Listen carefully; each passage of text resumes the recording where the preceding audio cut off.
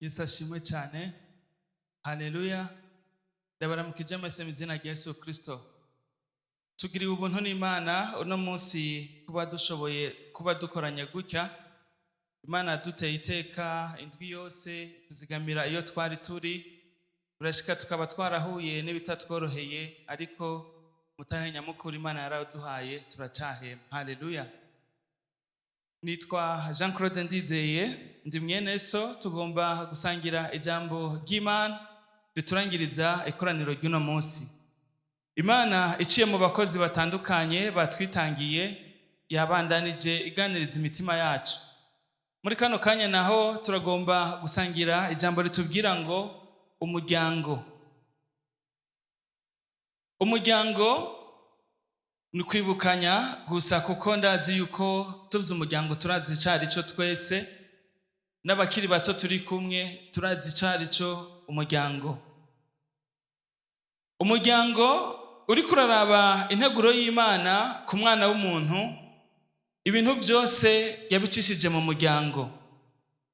Imana imaze gutunganya isi igatunganya iby'umwana w'umuntu azokenera, yacitanguza umuryango. Abavyeyi bacu ba mbere Adamu na Eva baba barabayeho.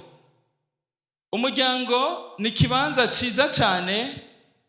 Ivy'isi vyaguhungabanije, ku kazi bitagenze neza, hajya wirigwa haba ku ishuri aho ukorera ibitandukanye, abagukikuje baguhungabanije, haruhande y'ishengero, umuryango ni kibanza ciza cyane Imana yateguye kugira ngo dushobore kuruhukiramo.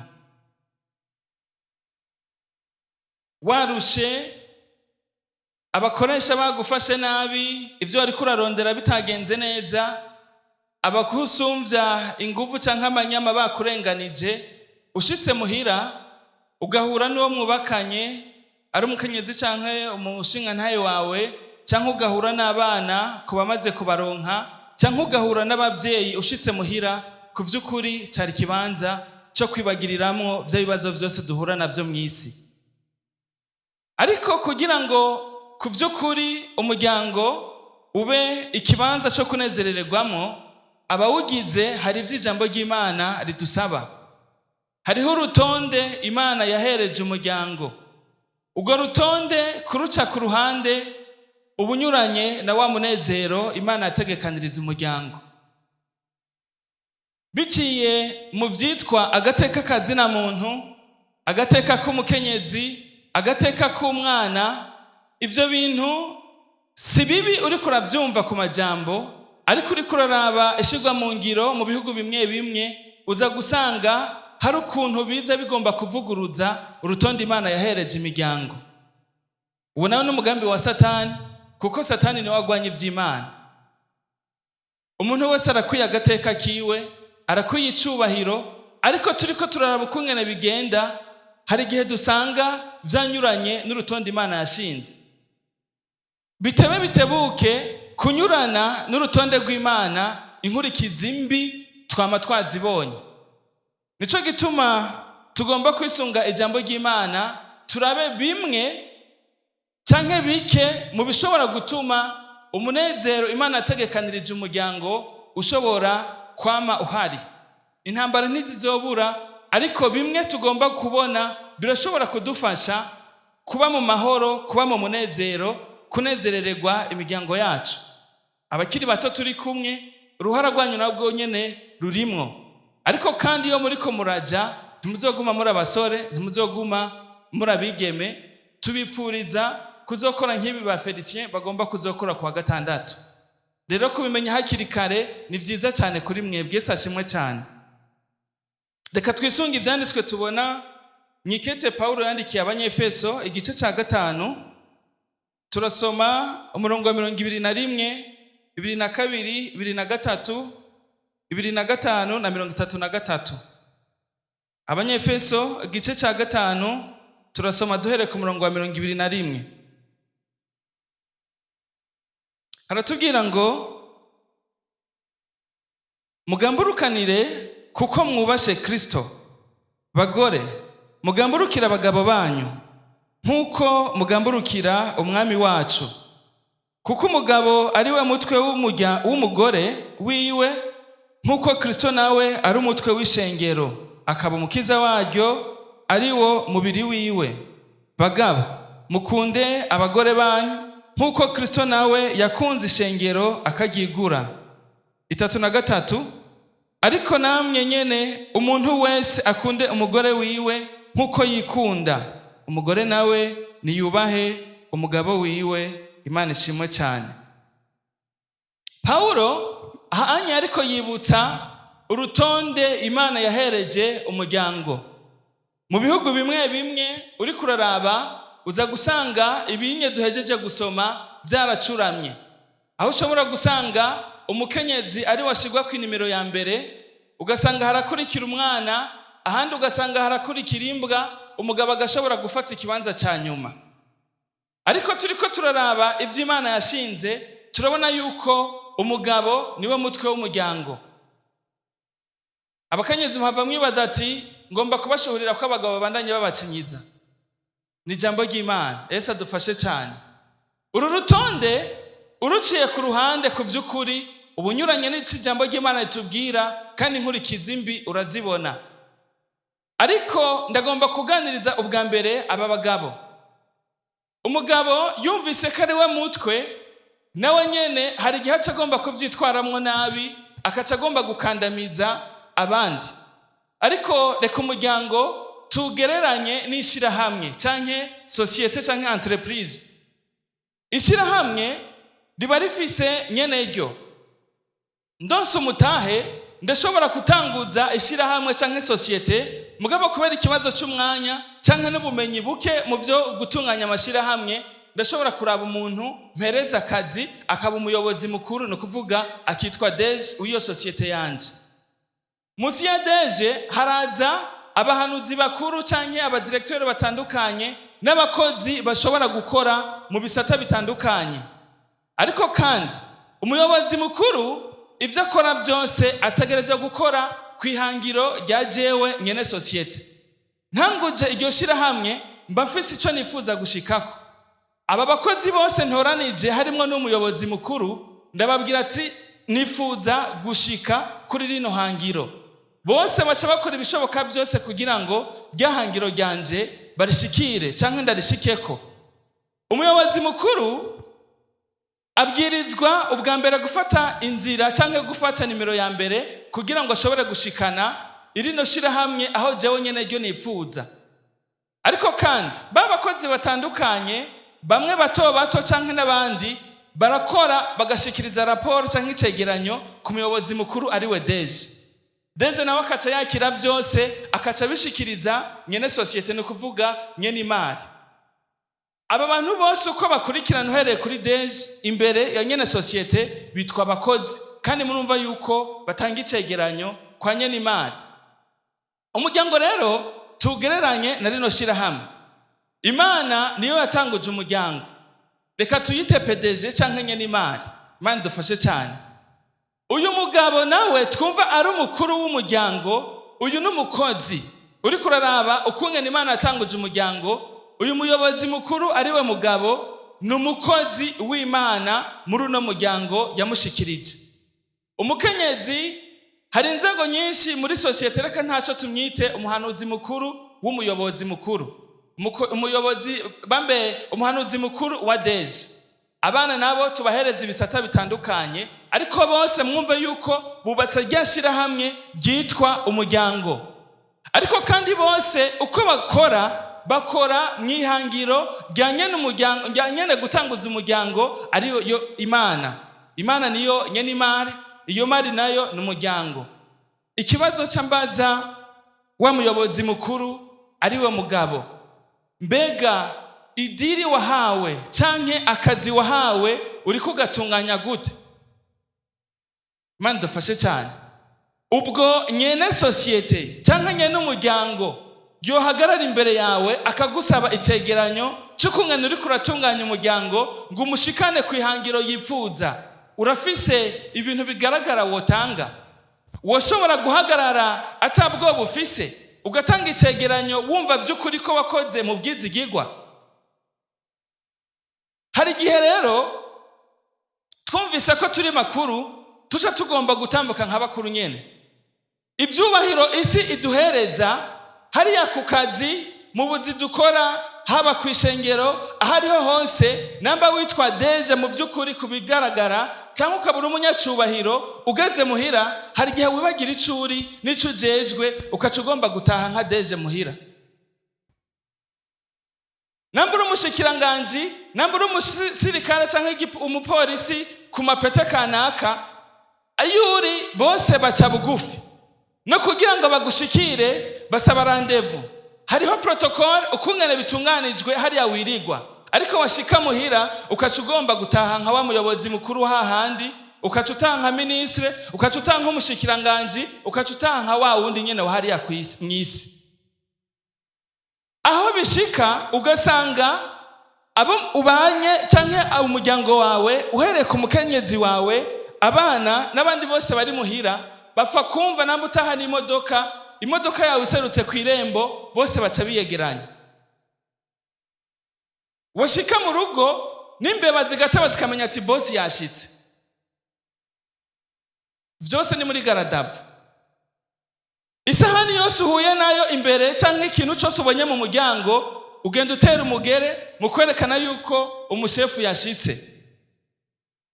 Ugasanga butunze bose buzuye ubwoba, ariko ku vy'ukuri icyubahiro ntitugihabwa no kugira iterabwoba. Imana dufashe cyane.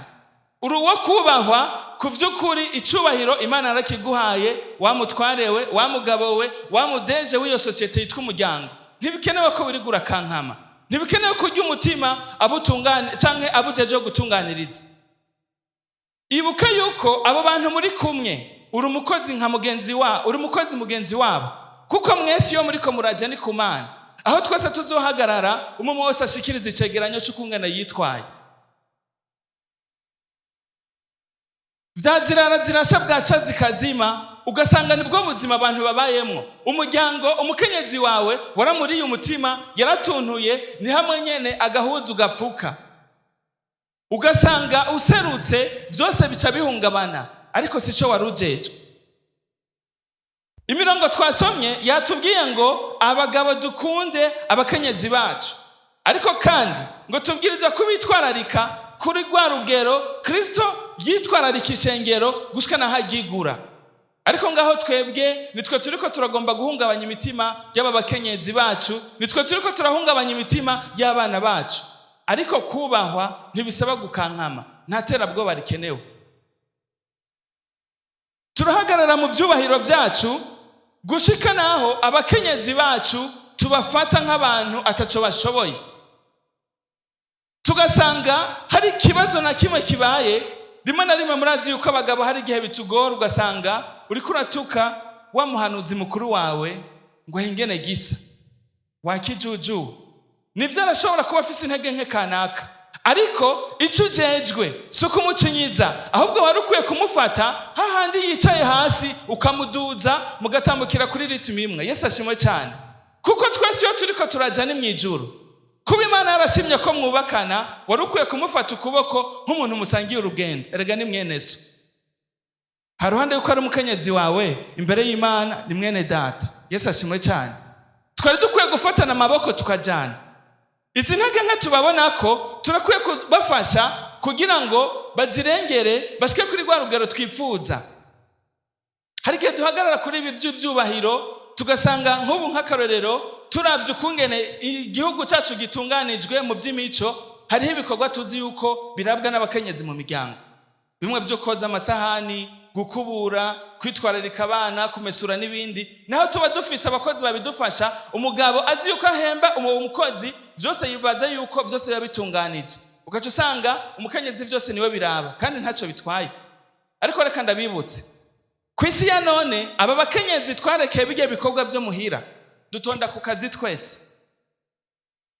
kurya utaha warushe nawe ataha yarushe. Arashitse muhira na vya bindi byose urabimurekeye. Birashika ugasanga ni n'umudandaza. Twiha akarorero kuri babadandaza no kwita bato bato, usanga umunsi wose umukenyezi umwana ku mugongo, urutaro rw'ivyema n'imyumbati ku mutwe, izero ku yindi, kubera afise n'umutahe muto ntiyubahuka no gukurako n'akapande k'umwumbati ngo ahekenye. Ariko arazunguruka inzara mu nda, uburuhe niki, rimwe na rimwe ukamusanga yicaye hasi kwibarabara kubera kuruha, yarengewe n'uburuhe, ugasanga arasinzirira iruhande ya rwa rutaro. Akaba ari ufise umwana yonka, ugasanga umwana ibere riri mu kanwa, wa mukenyezi yicaye iruhande ya ca giseke n'ibiriko birarengana nta vyazi, kukubera iki yarushe no gusonza yashonje. Imana imugiriye ubuntu rwa rutaro rw'ivyema n'imyumbati birangiye, ashitse muhira ategerezwa kwibaza namba afise abana biga, mbega bakoze amadeyadi, mbega ejo abana bazoronka uniforme bazokwambara, mbega umutware wanje ubwo arafise ukungene azokwambara ejo. Ivyo byose akabikoranya no kuja kurunguruka mu gikoni, ariko vyashika akazigiza wa mugabo, wa muyobozi mukuru w'umuryango, agatangura kumutuka.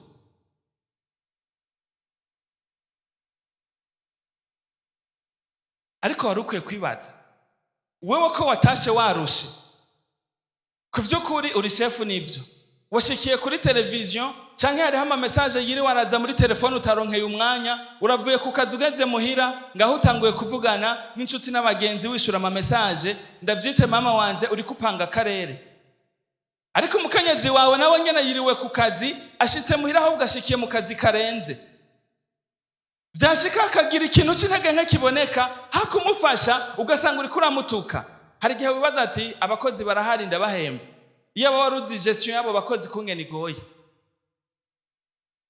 Abagabo turi kumwe, abakenyezi banyu vyoba vyarashitse bagafata urugendo, bakamara indwi batari muhira, canke bakagwara, bakamara indwi badashobora kugira ico bakoze.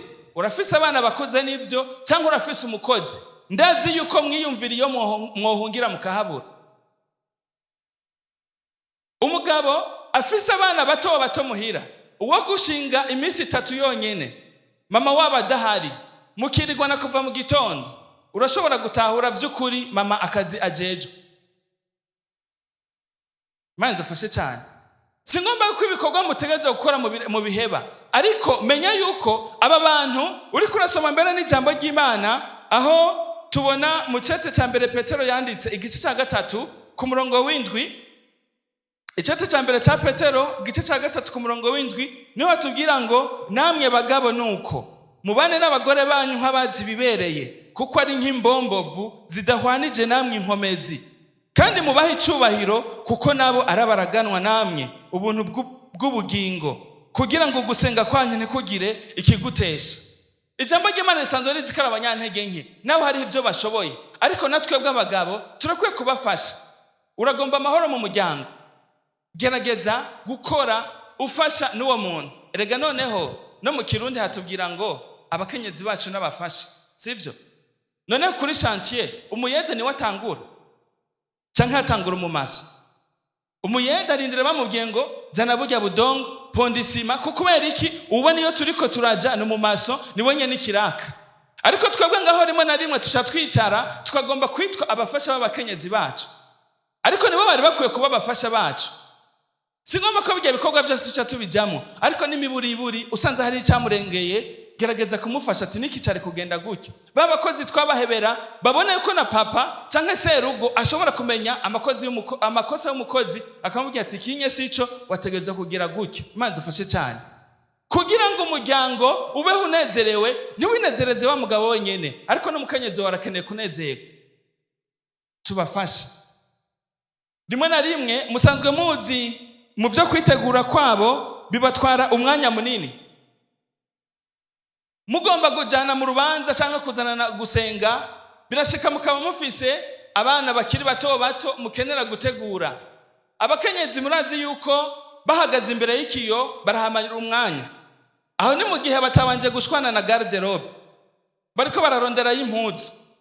Bonyene mu byo kwitegura bibasaba umwanya munini, ariko ngaho mu gitondo mugomba kuja gusenga, urazi ko mugomba kujana n'abana. Wewe birashitse n'ivyo papa urabavyuye, uciye wigumira ku gitanda kuko urazi ko umwanya wo kwitegura wawe ni muto. Mama ngo waravyutse agiye gusiganwa n'abana n'itiro n'iki, kubategura n'ibiki, cuharura wa mwanya, wewe uravye kwisaha uciye ukwakwanya urahejeje. Uciye utangura kubatuka. Muriko murancereza, namba ufise imodoka, winjiye mu modoka urarindiriye ko baza, amaklaxon ngaho ukamenga uri muri ambuteyage, uriko urahamagara bari mu nzu. Imana dufashe cyane. Ariko vyari bikwiye ko tubafasha. Uyu mukenyezi kusanzwe uzi yuko mu kwitegura twari umwanya munini, kubera ko tumufasha gutegura abana, hanyuma nawe ukamurekera vya bintu vyiwe vyinshi. Abana sabi wacu, Imana dufashe cyane.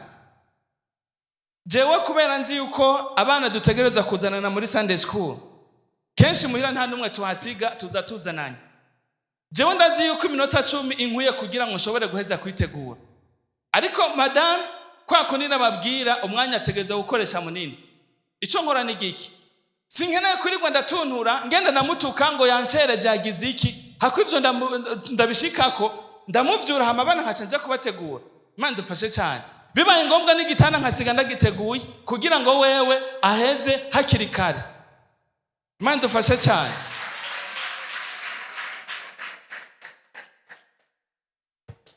Murazi yuko turi no mu bihe amazi agoye. Hari n'igihe biba ngombwa ko nzindukira mu byo kuvoma. None ubu sinambaye ikote hari ico mbaye.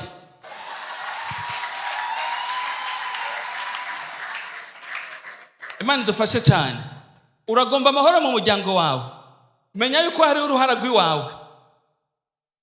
Kumutuka ngo yagucereje kandi nawe wari ufise ico wari gukora, ivyo shaka kubihagarike. Ntiyagucereje ahubwo ni wowe wabigize. Imana dufashe cyane. Ariko rero tubaye muri ibi, abakenyezi hari igihe muca mwibaza ngo vyose birarangiye.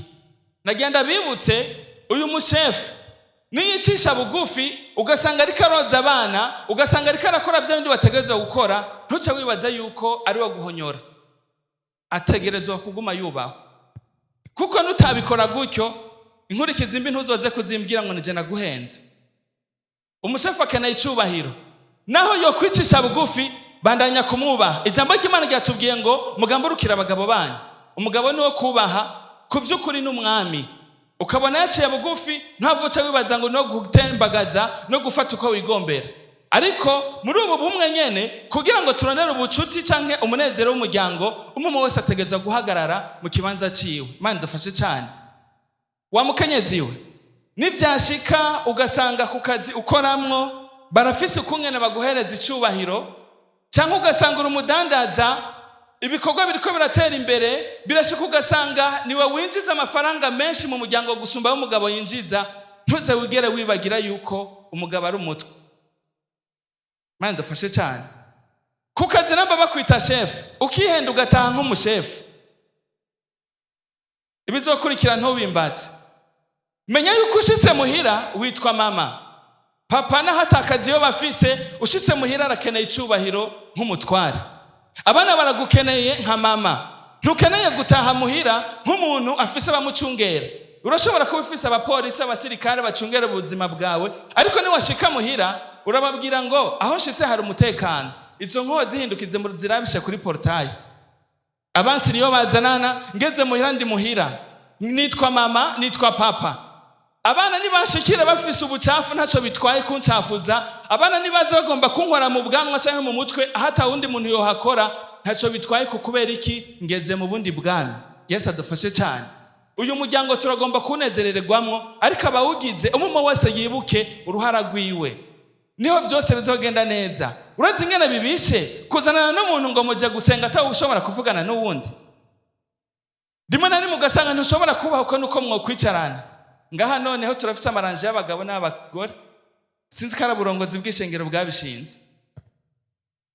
Umugabo akinjirana hari, umugore akinjirana hariya, kandi mwategerezwa kuba muri hamwe. Ariko ntaco bitwaye.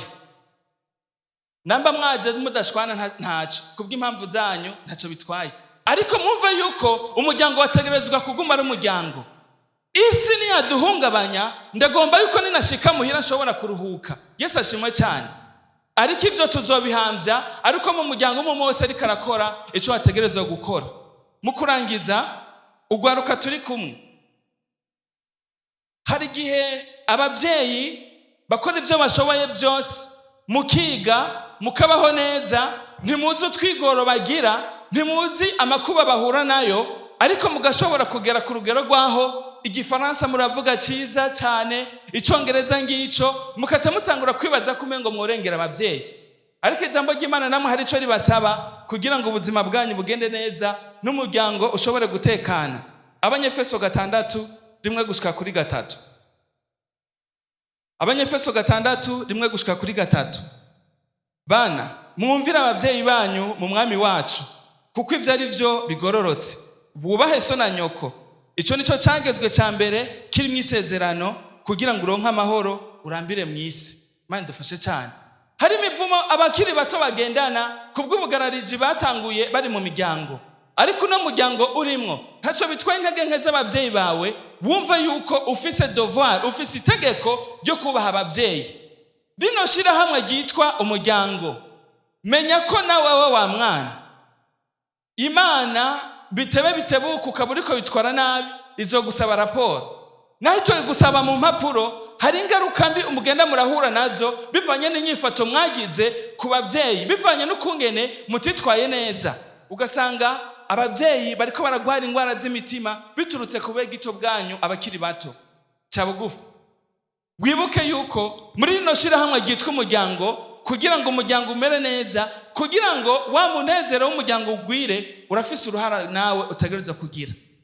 Abavyeyi barafise intege nke, wibuke yuko niba Imana yakoresheje kugira ngo witwe uwuri no munsi. Ntaco bitwaye ukungene wabanye n'abavyeyi, ariko menya yuko uruhara rwawe rurakenewe. Wa mudeje, wa muhanuzi mukuru, wa mwana canke wewe ujejwe igisata kanaka mu muryango, uhagarara imbere y'Imana, urafise raporo nzima wotanga. Turagomba gusenga Imana. Birashika umuryango wawe kuvyukuri uri kurawuraba, naho ndiko ndavuga ibi, wibutse ibibazo urimwo, wumva kumengo ikintu cyo kubera ciza no guhunga. Umugabo wawe iterambere ryaraje, araronka amafaranga, y'amafaranga uza gusanga ari yasigari karasambura umuryango. Ariko ko gihema, ko mu gihema biracashoboka. Turagomba gusenga Imana. Nagomba kwibutsa abakenyezi nk'abahanuzi bakuru baba bagabo. Hari igihe dutwagwa n'akazi, tukiruka n'iterambere ry'umuryango, tukisanga n'imyanya y'amasengesho ku bagabo yaheze. Abari mu bikorwa by'Imana tugasanga nta myanya tukironka, na y'amasengesho mu miryango hageze gusenga, ukazamva papa abwiye mama ati muransengera je kuvyukuri narusha. Nivyo yarusha. Ariko mama, nagenda kwibutsa, ukamurekera muri ivyo akaguma twagwa n'akazi, amafaranga azo yaronka ariko azogutera intuntu. Imana canke ijambo ry'Imana ritakiri muri we, y'amafaranga azo yaronka hakuya kuzanira aje kuyahigisha abandi bagore. Y'amafaranga azo yaronka atangura kuja kuyateramana hatariho. Ariko wari ukwiye no muri ibi bihe nyene papa remerewe n'akazi, mubwira ati uko biri kose turashimira Imana ko akazi kagwiriye, turashimira Imana ko amafaranga agwiriye, ariko tubwirizwa kuguma twubaha Imana, tubwirizwa kuguma turi ku gikorwa cya Kristo. Haleluya. Ndagomba ko umuntu wese yibuka uruhara rwiwe.